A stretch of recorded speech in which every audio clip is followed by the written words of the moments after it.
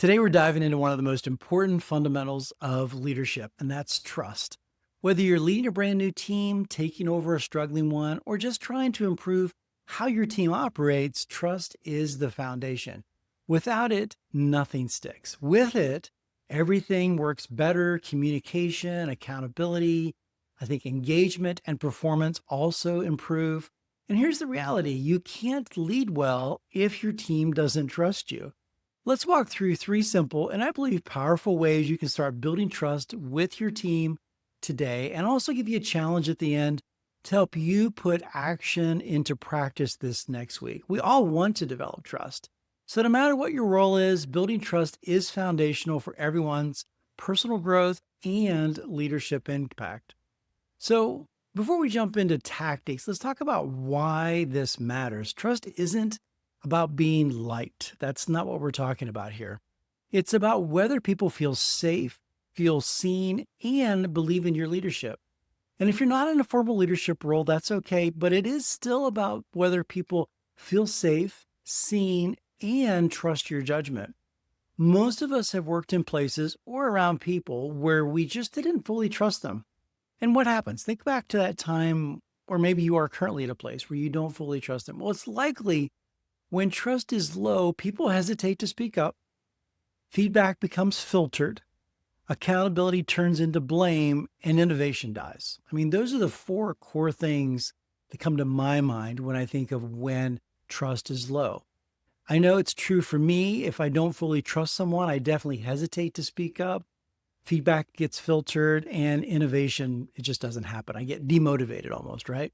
But when trust is high, what happens? Teams collaborate more openly, problems get surfaced earlier and solved, people stay longer and care more, and last, and I think important as well, culture becomes an advantage. It's people work together. They feel that it's a safe work environment. In short, trust isn't just a soft skill, it's actually a leadership multiplier.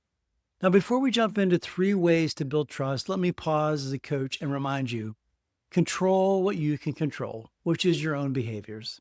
Building trust takes time. And if it's been broken by others or by your own actions, it can be hard to repair. It's not impossible, it just takes time. I've heard this phrase many times, maybe you have, and that is trust has to be earned. Like you're starting with a negative score. And I realize sometimes that's true, especially if the previous leader or the company broke trust and you're coming in and you have to restore it.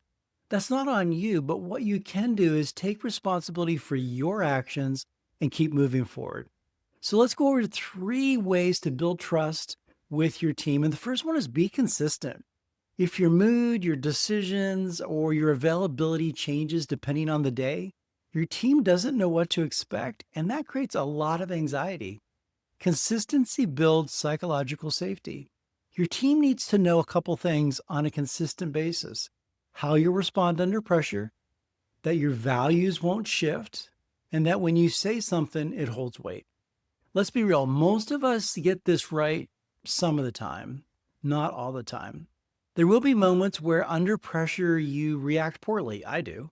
This doesn't mean it's over. It just means you need to know, and I need to work a little harder and quickly to restore trust. So be consistent in your decision making by rooting your actions in values that people understand and know. This reduces confusion and limits the perception of favoritism. So try this. Pick one leadership rhythm, like a weekly check-in or a one-on-one, and commit to it. Show up on time, even when you're busy, even when you don't have an update necessarily. Show up. Showing up builds trust over time. And one idea for this: people don't like to do it, but use your calendar to reinforce this.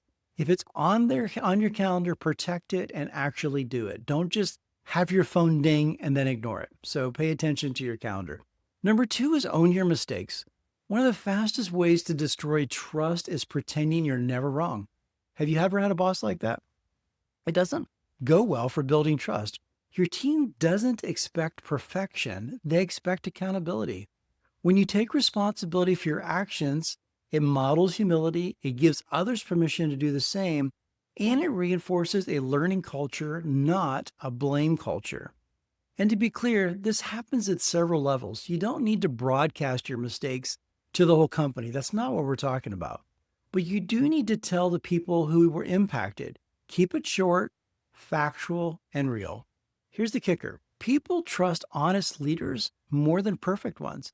I mean, think about a leader that is perfect. Your internal alarms are probably going off. You're like, there's something wrong here that's just not right. People want honesty. They don't want perfection. So try this. Next time you mess something up, even small with your team, just say something like to your team, not to the world. That's on me. Sorry about that. That's it. And move on. I mean, obviously mean it. It's not just a cliche, something you're just going to say and pass on, but say it and mean it and then move on. You don't have to dwell on it.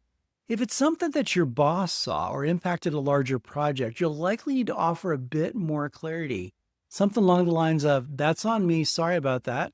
Or that's on me. I made that mistake. Whatever is your terms. I'm just how I would say it. And I'll also add, here's what I learned. Here's how I'm fixing it so it won't happen again. In both cases, it builds trust. With your boss, it also shows that you're taking proactive steps to ensure future success. That simple formula builds trust faster than any speech you can make. And the quicker you can say and do that, the more powerful it is. So, leadership insight: if you don't own your mistakes, your team pays for them quietly at first. But eventually, you're going to have to pay for them, or actually own them, because the best people are going to leave. And so take care of them early and move forward. This leads to the last one, number 3, follow through with small stuff. Here's the part most leaders miss. Trust isn't built just on these big moments in your leadership career. No, they're built day by day in the small tasks that happen and that people notice more than maybe the big ones. If you say, I'll send that resource to you, or let me get back to you, and then you don't, it sends a signal. The signal is you can't rely on me. Even when it's unintentional, misfollow through adds up.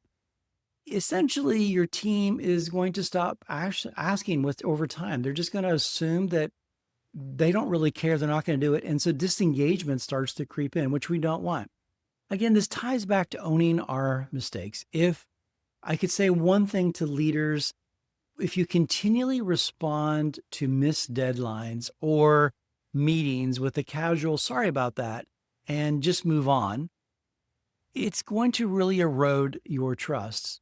Because what you're really saying is, sorry you noticed, and thanks for letting me get away with this. This is an area so many leaders take for granted, but here's the truth. If I or your boss can't trust you with little things, why in the world would we trust you with high-stakes projects? So at the end of every day, ask yourself, what did I commit to today that I haven't followed up on yet? And then make a short follow-up list and knock out those items by the end of the week. Leadership insight for all of us: the leaders who build the most trust aren't the loudest or the flashiest.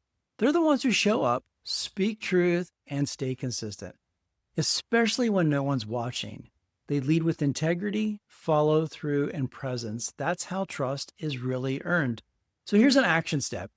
Your trust building checklist for this week. Be consistent, set expectations and follow through, own your mistakes, model accountability and humility, and then follow through on the small stuff. Trust is in the details. So here's the challenge for you this next week.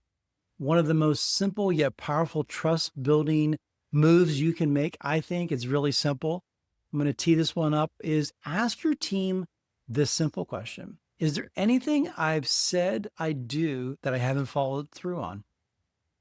Then listen. No defending, no excuses, just listen, follow up, take ownership, and then close the loop. It might be the best team building thing you've done all month. Now, I know some of you are thinking they're going to say lies like, I actually have done things that they have said I haven't. That's fine. You still want to listen, let them finish, and then clarify. Hey, is this what you're saying? Because I actually did that. So it's not a combative situation. You're trying to build trust by letting them talk and then follow up. So I really do hope this helps you build trust with your team. If this video helped you, added value to your day, hit like and subscribe. I'd love to hear from you in the comments section if this helped you build trust or how other ways that you build trust with your team. If you're looking for a coach, I'd love to work with you. You can book a free 30-minute discovery call. There's a form in the show notes that you can fill out. Until next time, I'm Jonathan Hankin, your leadership coach, reminding you to lead with clarity, grow with courage every day, and change what really matters.